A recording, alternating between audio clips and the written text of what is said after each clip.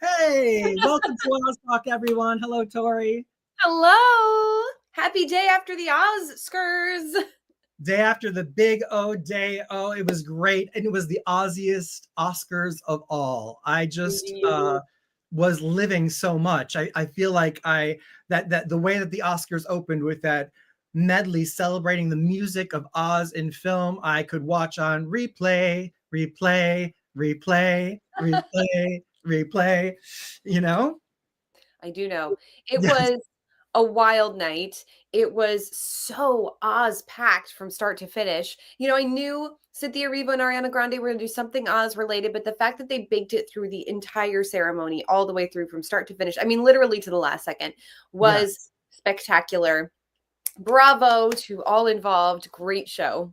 It's so true. So we're going to break it all down and we're going to talk about some new Oz upcoming things and some current Oz things. But let's first get out of the way the rumor, speculation, innuendo, and outuendo that there was possibly and hope for the first look teaser trailer for Wicked for Good during the Oscars telecast. I thought it might have happened during the very first commercial break. That's when there are the highest viewership and the ratings are the largest. It's the largest audience. The chances of it dwindle as the show goes on, especially after the first hour.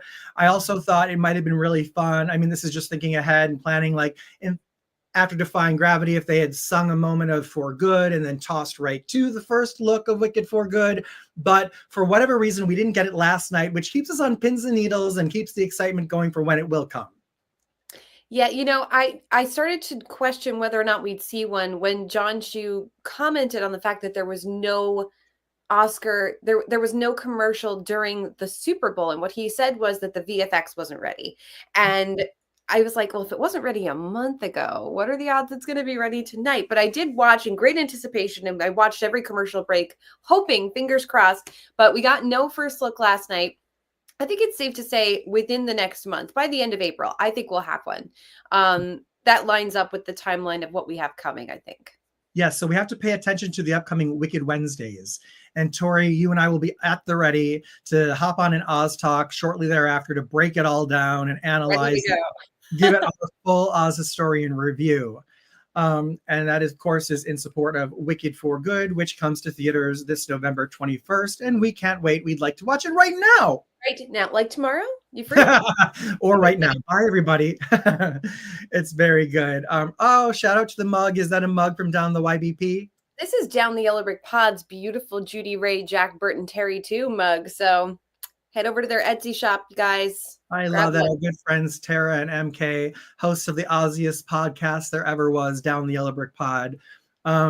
So, okay, let's break it down. It started with the red carpet looks. Right away, we had the Wicked Witch of the West herself, Cynthia Erivo, in green, so dark it almost looked black. It's giving Wicked Witch of the West. It's giving Evil Queen. It's giving a great big fashion moment.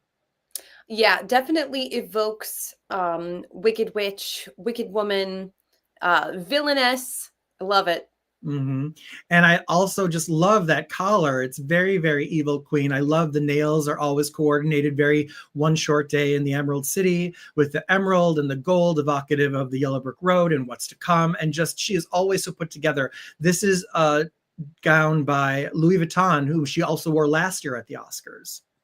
looking absolutely fabulous. And yeah, those nails are always so impressive. Really, really good. And then we saw our Glinda the Good Witch in a very pink ensemble from Maison Schiaparelli. And this is such a Glinda moment. I love this silhouette on her. Wow. I mean, just gorgeous. I mean, she looks gorgeous in everything, but this one is so ethereal, princess-like, very, very Glinda-esque. I feel like Glinda could definitely rock this. Yeah, it looks very much like she's a porcelain figure here. Like they could make a collectible of her in this Oscar look that I would want to purchase and put on a glass shelf. Oh my gosh, same. I would definitely do that. I want this doll. Somebody Yeah. make this Ariana doll. I'll buy it. Absolutely stunning. A lot of structure last night. And even Marissa Bodie cut up with the structural in her ruby slipper red gown. She looked absolutely exquisite. We also saw Bowen Yang bringing some color, and I loved the pink ruffle. And Ethan Slater bringing the man candy to the carpet. I really appreciate in the last couple of looks that Marissa Bodie has rocked on the red carpet, they've been using the wheelchair to make the silhouette happen. And I think that's a really clever way to use it for fashion forward movement. Yes, I loved her look also at the SAG Awards, where it was just Gorgeous. ball gown. They look great. Then we have Michelle Yeoh in rockin' blue color. That has to be her signature color. The Wizard of Oz himself with his lovely wife, Jeff Goldblum, and they are having so much fun. I love all of them. I do wish Jeff Goldblum had taken it a step further. Would have loved to see some emerald green, but he looks very dashing as always. Well, the emerald green was reserved for the real Wizard of Oz, director John M. Chu, who showed up. And can I just say, this jacket reminded me a lot of the coat that I wore alongside you at the Wicked premiere in November. It had that kind of subtle, shimmery glitter and green. Mine was a little bit brighter with black lapels. He had twins. What's that? Practically twins. Yeah, exactly. Twins. I know he definitely wants to be my brother. But I mean, he was the best male dressed of the evening, 100%. I could not agree more with that. He looks amazing. Yeah. Even though he was not nominated, which still rubs me the wrong way. How does a film get 10 nominations but not give a nod to its director? But we've all acknowledged that. We all know how we feel on that score. And I am not giving up hope that he'll be nominated for Wicked for Good. Same. It is an egregious snub at the Oscars that he wasn't nominated. And, statistically and annually, the Critics' Choice Awards are always the most accurate predictor of what will be nominated and win at the Oscars. And he did win Best Director at the Critics' Choice Awards, even though Wicked didn't win Best Picture that night. And so that he wasn't even nominated. But his influence, his touch, his hand, his magic is in every win there was and every nomination there was. All yellow brick roads lead back to John M. Chu when it comes to the Wicked films. Couldn't agree more. Okay, so then right away it starts with the most iconic image in cinematic history, those ruby red slippers tapping their heels together 3 times. I screamed, followed by the most iconic line, "There's no place like home," honoring the land that is Hollywood and LA. It was the very first image that popped up onto the screen for me. I don't know if I was a minute behind, but it was the very first thing I saw when I turned it on was the ruby slippers. And hearing that iconic line, I was like, this kind of sets the tone for the whole evening. Mm-hmm. And then instead of opening with the host, it started right away with the music, and that iconic overture started. And we saw this beautiful storm cloud with a rainbow ray of light raining down, showering and encompassing our Glinda the Good Witch, Ariana Grande, who literally looked like a ruby slipper personified. I love this look. This was so clever. The use of the scrim to make this rainbow moment happen. Such a fantastic idea. Really simple effect, but really beautiful. She, of course, sang it beautifully. The vocals, as always, were perfectly on point. Not overdone. Very subtle. Very whimsical. And I mean, it set the tone for the whole evening. Very classy, very iconic, and very elegant. Right. And for all the movies and all the music and movies that there are, really is the Over the Rainbow is the most significant. And as is evidenced by, it was performed this year, 2025, just 11 years ago in 2014. Pink performed the song in full in another ruby look at the 2014 Oscars. But back to Ariana Grande last night. She had her own ruby slippers on, and as the song finished, it dissolved and revealed the storm clouds into an actual rainbow over the moon of LA. Gorgeous.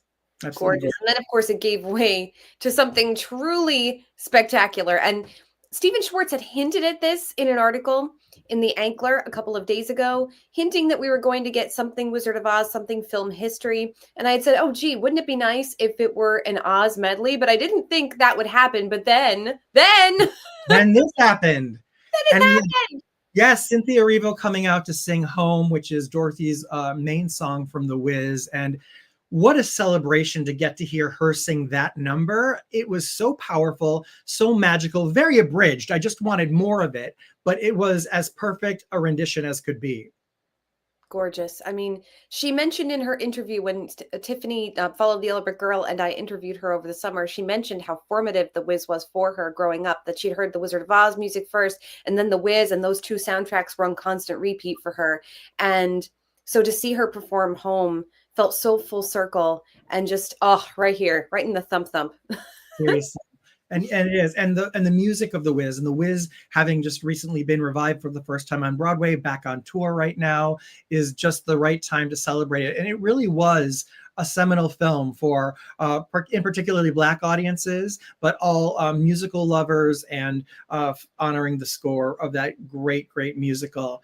Then we had the witches reunite back on stage. Listen, they are so magnificent. There's such great chemistry between them, whether it's on stage or on screen. It is palpable, it is livable, and seeing them do Defying Gravity together, my favorite moment was as they sang, the Unlimited theme a bit together, and then when Ari walked away and they cut to her and dissolved back to Cynthia, and you saw Ari kind of laugh and feel the joy just in her eyes. It was so authentic, genuine, and sincere.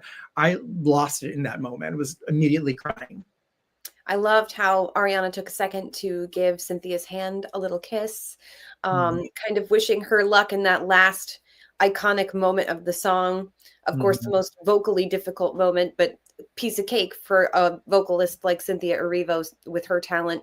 The platform underneath her rose up to show her that Defying Gravity moment, really give that some oomph.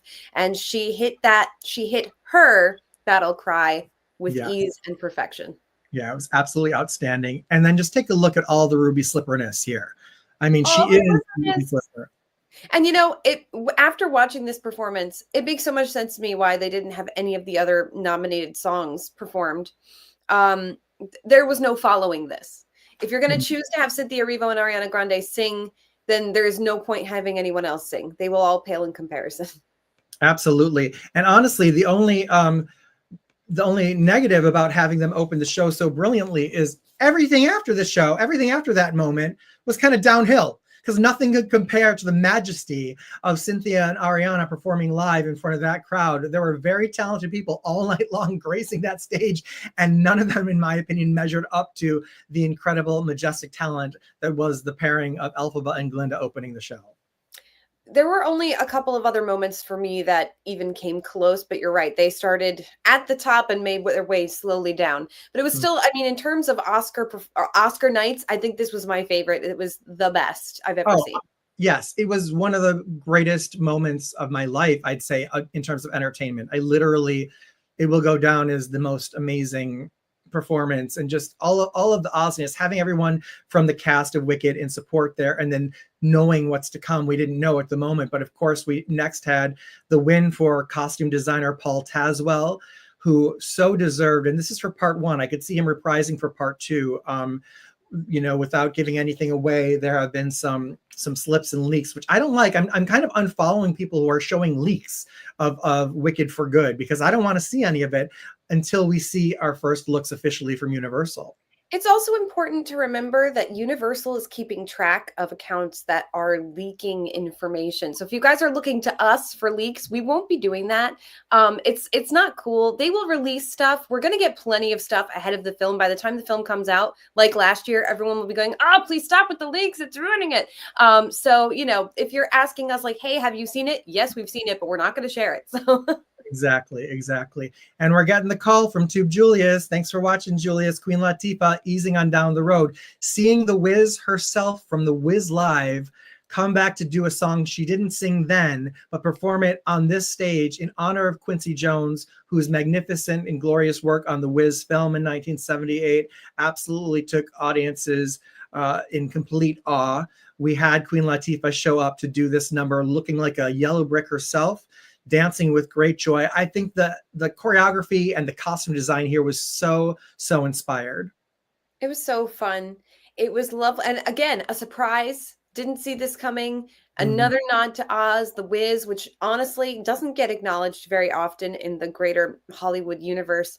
So to hear it performed in such a public space by such a diva who has so many connections to Oz already. She was in Muppets Wizard of Oz as ATM. She was the Wiz in the Wiz Live. So this is her third very public showing in an Oz venue. And I love that for her.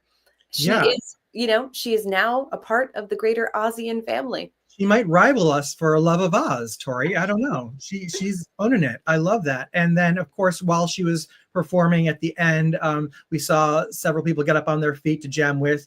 Not the least were Cynthia and Ariana, who were now in their third dresses, both in much more slenderizing, like more comfortable, I should say, black dresses, more simple, but they had 3 costume changes. I don't know any other nominees in Oscar history that had so many costume changes, but they both looked magnificent. Everything they put on, I mean, they are high fashion. They define high fashion.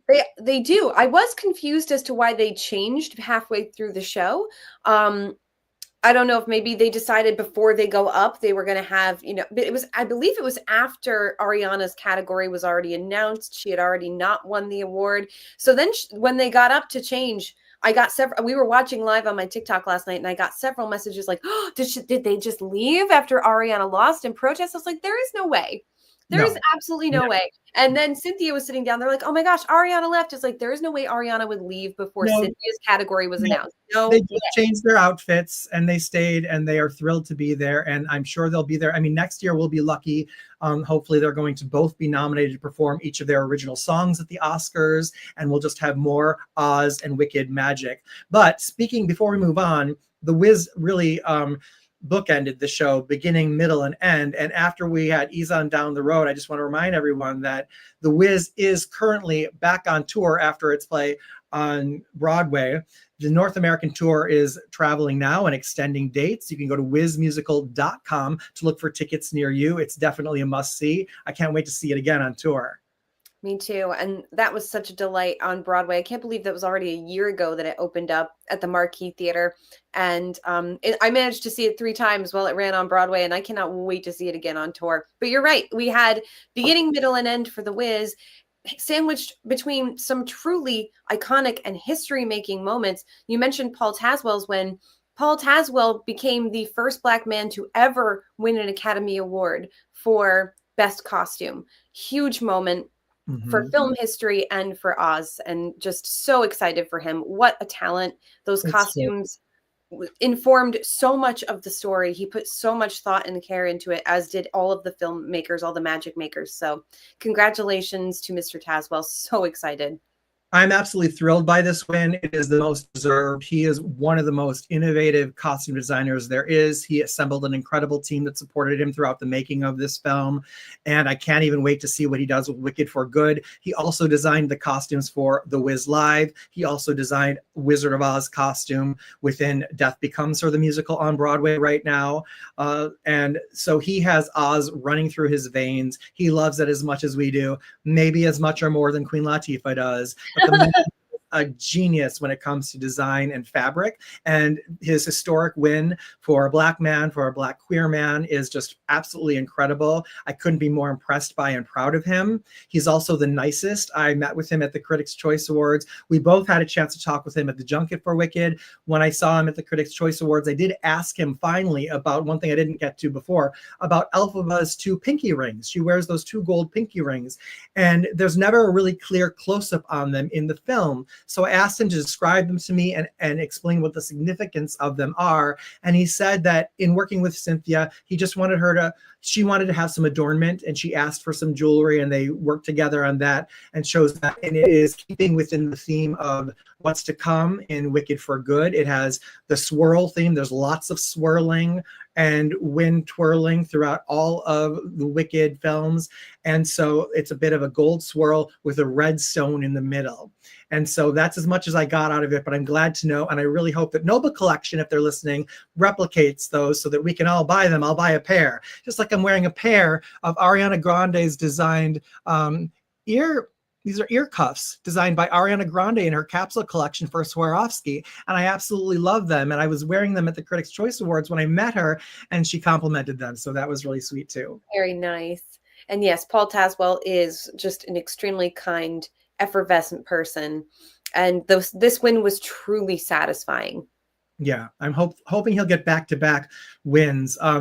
And let's just take a moment to lament that Frances Hannon, she is a previous Oscar winner. Still, I believe she should have won for this. Nothing against, it's all subjective. The Substance is an interesting film. It was a crowd pleaser in its own way, groundbreaking for a body horror film or a horror film to get any recognition this time of year in award season, specifically at the Oscars. But horror makeup in particular, and the kind of makeup and hairstyling needed for that as a genre is really so different than the accomplishment and achievement for what Frances Hannon did, not only in turning Cynthia Erivo green as Elphaba, but also if you just look at every single unique hairstyle among the Munchkins, among the Shiz University students, among those at the Ozdust Ballroom, among those at the Emerald City. Like the amount of work and creativity in that design alone and the makeup styling was so inspired and informed. I really believe that that was a snub last night that Frances didn't win. I'm rooting for her for part 2. I was going to say, but don't give up on Miss Hannon just yet, because Wicked for Good has a lot of opportunity for a big win for hair and makeup, because they're also going to have all of those prosthetics that aren't really featured as heavily in part 1. So hold on to your hat. Hold on to your heart, hold on to your hope, hold on to all of it, because I do think there is a good chance she'll win for Good. Mm-hmm. Absolutely. And speaking of that, I just wanted to add I haven't announced this yet, so I'm just happy to share it here with you on Oz Talk. When I met with Ethan Slater at the Critics' Choice Awards, he did talk about, without giving any spoilers away, he just talked generally about some character work and some special effect character work that is apparently going to be knock our socks off and be very transformative and interesting and cool. And again, seeing things cinematically that are just not achievable on stage, or when they are done with different innovation. So the movie magic, I don't think any one of us is really prepared for what we're about to witness in Wicked for Good. I'm so excited. The next Wicked Oscar win of the night went to production design and was so deserved. When we think about the 9 million tulips, the 16-ton train that was created, all of the actual sets that were built and were realized that were not CGI, if ever there was a deserved Oscar, just like the one that went to Paul Tazwell, these guys deserved it for the production design. The production design made this film. It was the most beautiful Oz has looked in 80 years. And it was just thrilling to go and see Oz realized the way that it was. You feel like you're there because it's tangible. You know that the actors are there. They're not interacting with green screens, with blue screens. They are at Shiz University. They're in the Emerald City. They're walking those streets. So I couldn't agree more. This was so well deserved. This was a no-brainer. I knew they'd get this one. And here's hoping they get it again next year. Yes, absolutely. I'm also hoping for visual effects. I'm hoping for original score, best director, best actress, best supporting actress, best picture, editing. All of it should win next year. Okay, let's sweep. Let's sweep. Let's do it. Should we do something about it? Should we infiltrate the bank? And we'll stuff all the envelopes with Wicked winners. I think it will win fairly and on its own. There was stiff competition this year, and there are a couple that I still don't quite get. And, not every film is made for me. So I know I go into this with a level of bias. But I think we all know who really deserved to win. And I think the ultimate prize is that domestically, Wicked earned more than all of the other Best Picture nominees combined. And what that tells me is people chose, when they had a choice about where to put their money this year, they went to see Wicked again and again and again. Right. That's a true win. It is. You're right. That's the ultimate win. And also the repeated viewings and the excitement and the merchandising and the licensing and just the fervor that Oz fans and the expanding Oz community. I mean, Tori, you had a hand in that too, cultivating a larger Oz community, your work on TikTok and your celebration of all things Oz and attracting and maintaining Oz fans and building that community, along with our sisters, Follow the Yellowbrick Girl, Tiffany Sutton, and Down the Yellowbrick Pod, Tara and MK. You guys are all working so hard, so regularly. I'm so proud of and impressed by the work that you're doing. And it's all rewarding in the sense that it's creating the Oz fandom bigger and better and brighter than ever before. So congratulations to you, and congratulations to the Wicked team. I just want to share some photos that I had pinch me moments for at the Critics' Choice Awards, and meeting a lot of the cast that you had previously met, and how genuine they were. They were all very, through you, Tori, and your work and our work together on Oz Talk, there was a familiarity with us and with them, and that was really thrilling. And I just was so delighted to get to finally meet them and enjoy the Critics' Choice Awards. And I think partly why Wicked is as good as it is because they really do care not only about making great art, but they care about the great fandom. And I think previous Oz productions in the past that maybe haven't done as well at the box office, we'd see something, even shows that we love, movies that we love, we're kind of like, oh, they could have benefited from an Oz historian on there. It doesn't have to be us, but someone that's really paying attention to the text. And across the board, we saw that here in design, in style, in performance, and in love. And it pours through in how they feel about their fans. And that's all of us. Couldn't agree more. Could not agree more. They really engaged with the fandom. And I think there are so many people now who will find Oz through Wicked. It's a new generation finding Oz from a brand new, different angle. And because of that, the influence of going forward with future Oz historians will be different. And I'm so excited for that future. And so unbelievably, I have this sense of completely undeserved pride in everybody because I had nothing to do with any of it. But I was so proud of all of them. And for doing Oz such justice, I am so grateful. Absolutely. Me too. Coming up in Oz, before we talk about some merch and stuff, we've got later this month, Gregory Maguire's prequel novel, Elfie, A Wicked Childhood. So we're looking forward to that. Tori and I will definitely be doing a review episode of that soon. And I know you've had an advanced copy. Have you started reading it yet? I did read it. Oh, you read it already? I did read some of it. I didn't finish, but I did read some of it. Very, very interesting, very fun. I love his writing because it's exactly the way he speaks in real life. And I don't know which came first, the chicken or the egg, but it's like having a conversation with him reading his books. Yes, it's true. So let's do merch. Let's talk new merch. What new stuff you're collecting? What have you been amassing in your collection, and what are you finding? Well, I am actually wearing one of my new pieces of merch, and this, don't be mistaken, this is not the replica necklace. This is the actual Swarovski necklace, or Tiffany's necklace, excuse me, that Ariana Grande picked out to wear in the Wicked film. Wait, Tiffany, I thought it was Swarovski. Which one was it? Was it Swarovski? You're right, it was Swarovski. Yeah. And you got it, butterfly in rose gold. Rose gold, yeah. And this is the one that Ariana Grande actually selected to wear in the film. So I went ahead and treated myself because I was like, I do have the replica made by the Noble Collection, which is beautiful. But I was like, I also want the real thing. And they restocked it. And it's budget-wise, it's not out of control. So I went for it. Oh, it looks beautiful on you. I love it. I want that. I love Swarovski. I wear a lot of Swarovski. I wore all Swarovski. They helped me at the Critics' Choice Awards. And I know that Swarovski, not only have they partnered with Ariana Grande for her own designs and her capsule. Have you looked at her collection of what she has there? Gorgeous. Yes, gorgeous pieces. In addition to these are my favorite, but they are going to be doing some Wicked pieces. I don't know if they're doing Wicked jewelry or collectibles or what, but we're going to be finding out later this year. We'll have to keep our eye on Swarovski for all of that. One thing I'd like to share is I got a gift around the holidays from author Gregory Maguire. It's probably one of my greatest prized possessions, but he hand drew this image of how he depicts Glinda and Glinda in her bubble in the novel Oh Wicked, my which is gosh. that she flies on the back of a phoenix, and the way that the feathers move, it appears as though she's flying by bubble. And he drew that, and he wrote about it, and he signed it, and he sent me the original drawing as a holiday gift. And I am so grateful to him. I mean, I feel like that's the kind of art that would go at auction someday. I can't believe it's in my collection. I actually have it hanging right there. You can Oh, see. Um, beautiful. and I just am so grateful to him. He's such a dear friend, such a kind heart and soul. And I mean, he's changed our lives for good. And so I just love having that Ozness on the wall.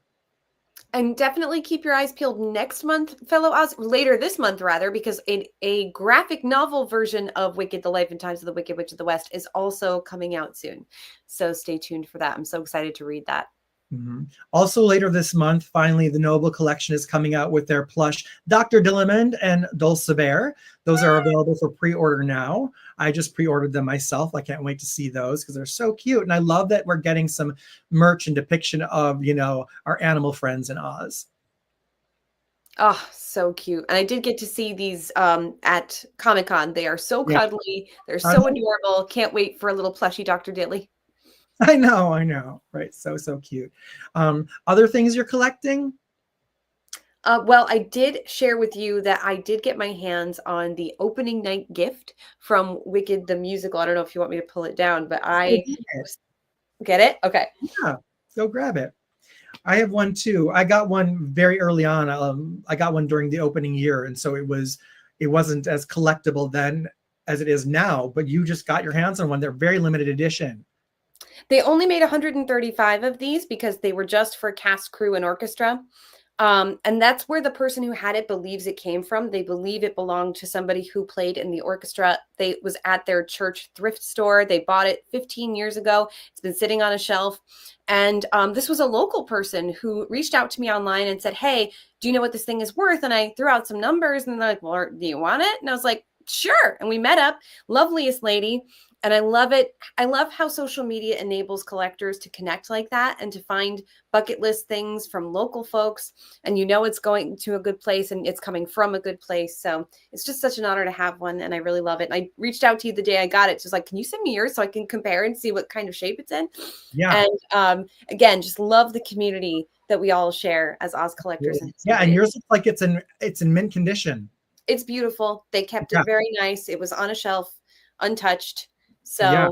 So happy. I didn't even realize until I saw yours that I was like, oh my God, what? I didn't remember mine had a number. So I went to look at my number and stuff. So to check it out. But yeah, that is a really cool collectible, something from such a rare, there's only ever one opening night of the original cast. And so those are very cool and hard to come by. So that's a beautiful addition to your collection. Congratulations. Thank you. I'm just shocked that anybody would actually let this go. If I was in the opening night cast, crew, or whatever, I would be clinging to this. You'd have to pull it from my cold dead hand. I feel like even in like financial hardship, that's the kind of thing I wouldn't let go of. But maybe some people just are not sentimental at all. But still, that's a really, really cool thing to have, especially if you were there. Not everybody can be a sentimental man. Oh, well done. Very, very good. So other good things coming up. We know The Wizard of Oz on Ice is still touring theaters and arenas. That you're going to be seeing that coming up. And other than that, I think we're just going to have to, bite the bullet and wait for this first look at Wicked for Good. I don't think we'll have to wait long. And I know that you and I will be back here picking it apart frame by frame. So stay tuned, fellow Ozians, because we won't miss a beat. Exactly. And hey, Tori, before then, maybe next week or something, can we get together and do an Oz talk breaking down all of the Easter eggs from the Wicked Part 1 film? Every single one? Yeah. Yes. Let's do it. Let's do it. Let's do the definitive. I'm ready. Awesome. All right. Well, thank you so much for joining us. Everybody, please like this if you can. Leave a comment. It really helps us out and helps us get, helps the algorithms and everything. We want to keep doing Oz Talk and serving the Oz community as best we can and celebrating everything with you. Leave a comment. Let us know if there's something you'd like us to cover on a future Oz Talk. If you've got ideas, you can send messages. You can subscribe to our channels. Anything you do helps us out. We really appreciate it and hope you enjoyed this episode. So until next time, to Oz. To Oz.